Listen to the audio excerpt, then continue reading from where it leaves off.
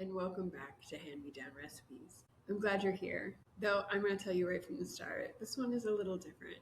This is our final episode, and I wanted to take some time to do it right, to say a proper goodbye, the way you would at the end of a really good meal with people you love. Slowly, with gratitude, maybe a little reluctantly. When I started Hand Me Down Recipes, I had this image in my mind of a kitchen table. Not any particular kitchen, just the idea of one. The kind where someone's grandmother is pulling something out of the oven, where a recipe card is tucked into a drawer held together with a rubber band, where the measurements say things like a handful or until it smells right. I wanted this podcast to be a place where those recipes and the stories wrapped around them didn't get lost, where we could sit down with people and say, "Tell me about the food that made you who you are." And that's exactly what we did. Over the course of this podcast, I got to have the most wonderful conversations.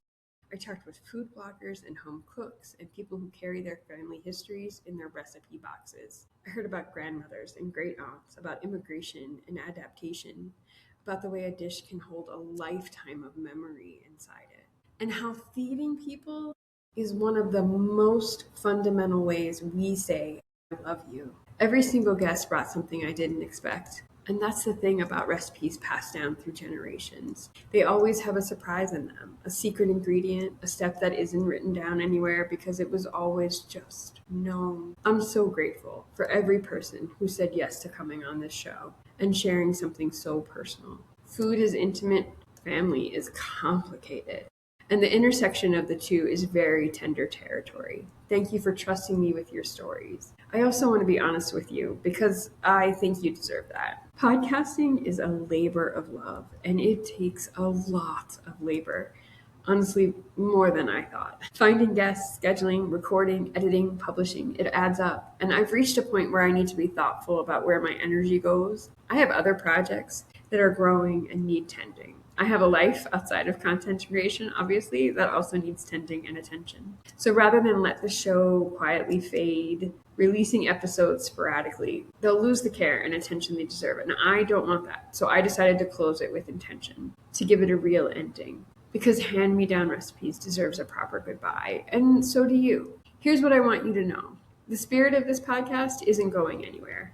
The idea that food connects us across generations, that a recipe is a love letter written in flour and time, that's something I carry with me into everything I do. You'll find it in my writing, you'll find it in the recipes I share. It doesn't go away just because this particular show is ending. The shows will remain on YouTube and on podcast forums for a little while. If there's a recipe you wanted to try, a guest whose story stayed with you, please go back and listen. Follow those people online. Share an episode with someone who would love it.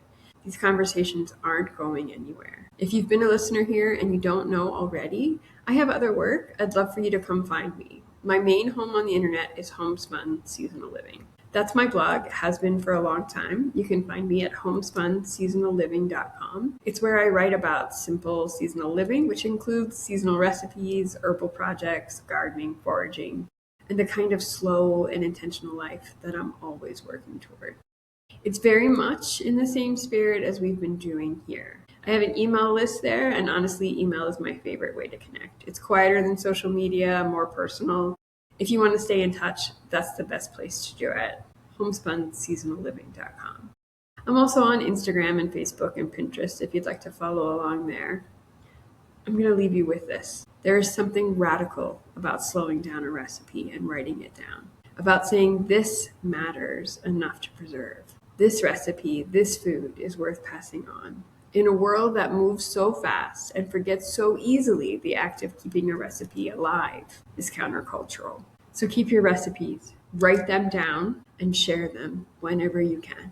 Thank you so much for being a part of Hand Me Down Recipes.